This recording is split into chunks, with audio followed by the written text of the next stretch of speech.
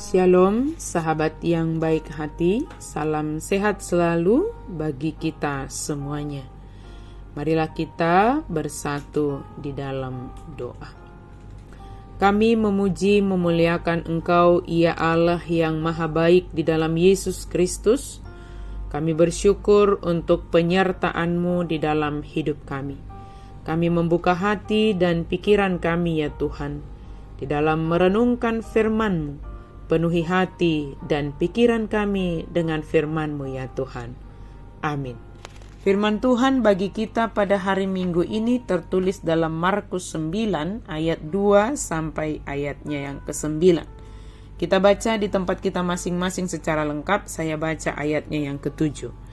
Maka datanglah awan menaungi mereka, dan dari dalam awan itu terdengar suara, "Inilah anak yang kukasihi, dengarkanlah dia." Jala Roma obun sada mangalinggumi nasida, laos makuling ma, suara sian bagasan obuni didokma. Odo anak haholongaku, tangihon hamuma ibana. Inilah anak yang kukasihi, dengarkanlah dia. Yesus anak Allah, dengarkanlah dia.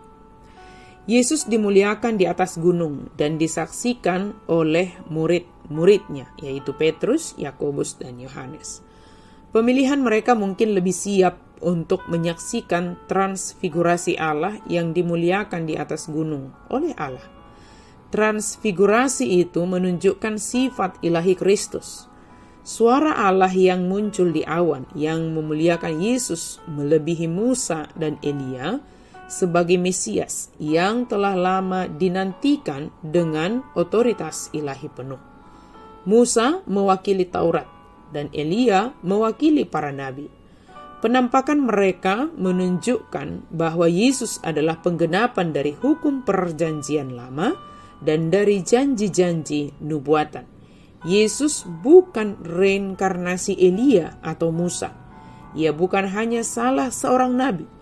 Sebagai anak tunggal Allah, otoritas dan kuasanya jauh melampaui mereka.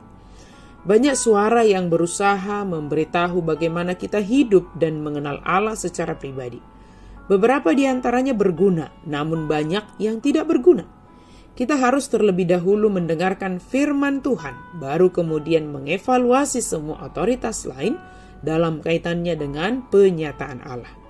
Kalimat Allah yang dinyatakan ini juga dapat kita bandingkan ketika Yesus menerima baptisan yang diberikan melalui Yohanes Pembaptis, bahwa Allah menyatakan Yesus sebagai anak Allah dan kepadanya lah Allah berkenan. Bagaimanakah kita menyaksikan dan memberitakan kemuliaan Yesus di dalam kehidupan kita? Yesus adalah anak Allah. Yesus adalah yang dikasihi Allah. Kepadanya lah Allah berkenan. Dan dengarkanlah dia. Poin terakhir dari kalimat Allah ini sangat penting bagi kita. Sebab kesaksian kita akan berangkat dari iman percaya kita kepada Yesus Kristus. Dan melalui pendengaran kita akan firman Tuhan. Mendengarkan Yesus bukan hanya sekedar didengarkan tanpa melakukan apapun. Yesus mengatakan bahwa orang yang bijaksana adalah orang yang mendengarkan firman Tuhan dan yang melakukannya di dalam kehidupannya. Sementara orang yang bodoh adalah orang yang mendengarkan firman Tuhan tetapi tidak melakukan dalam hidupnya. Antara yang bijak dan yang bodoh sama-sama mendengar, sama-sama menghadapi badai hujan.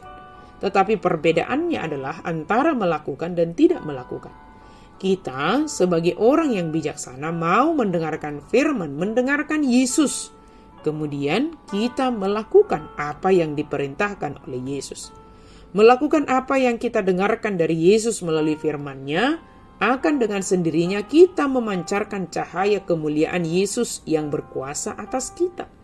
Yesus dimuliakan di atas gunung, tetapi saat ini kita memuliakan Yesus di dalam kehidupan kita sehari-hari. Sehingga semakin banyak orang yang mengetahui, mengikuti, dan mengenal Yesus di dalam kehidupan ini.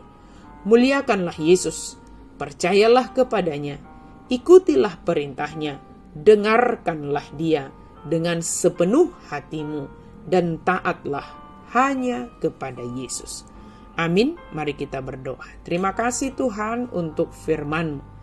Terima kasih ya Allah di dalam Yesus Kristus. Engkaulah yang kami dengarkan di dalam hidup kami. Kami percaya sepenuhnya hanya kepadamu saja. Karena Engkaulah kehidupan kami. Di dalam Yesus adalah kehidupan kami. Yesus adalah juru selamat kami. Biarlah kami senantiasa di dalam seluruh kehidupan kami adalah hidup yang dengar-dengaran akan Yesus Kristus dan senantiasa setia melakukan apa yang Engkau perintahkan bagi kami. Mampukan kami ya Yesus Kristus. Dalam nama Yesus kami berdoa dan bersyukur. Amin.